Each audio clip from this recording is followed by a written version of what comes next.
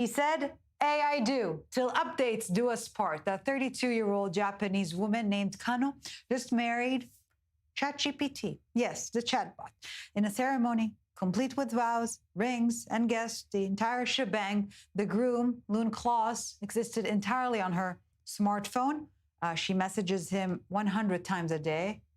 He proposed. She said yes, and now experts are sounding the alarm about what they're calling AI psychosis. And joining us to discuss this further is Professor Omri Gillath, Professor of Psychology at the University of Kansas. Thank you very much, Professor, for joining us. Well, let's start here. Is this love? Is this loneliness? Or is it something we don't even have a word to yet?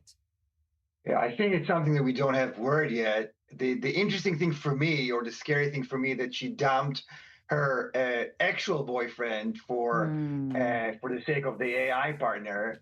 So there is some kind of a displacement of real relationships with virtual or artificial relationships.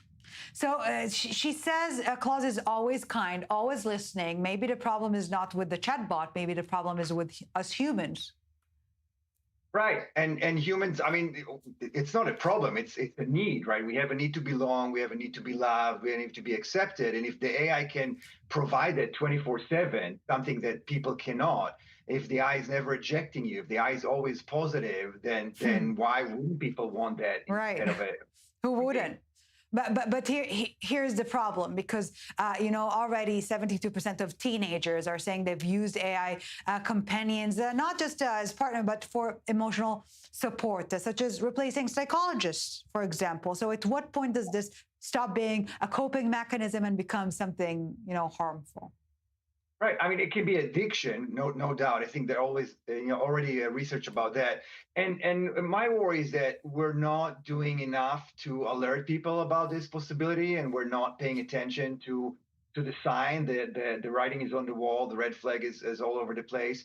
And instead, we have people like Mark Zuckerberg and others saying, oh yeah, we can have more virtual friends. Why we should be worried about loneliness when we can resolve it so easily with artificial friends. This is not the solution. We need to figure out a way to help our youth to generate and form these relationships instead of giving them AI as a solution. But Professor Gillath, paraphrasing on, it's not weapons kill people, it's people who kill people. Is this merely the symptom? The problem is not technology, but loneliness. It's like treating depression with cake.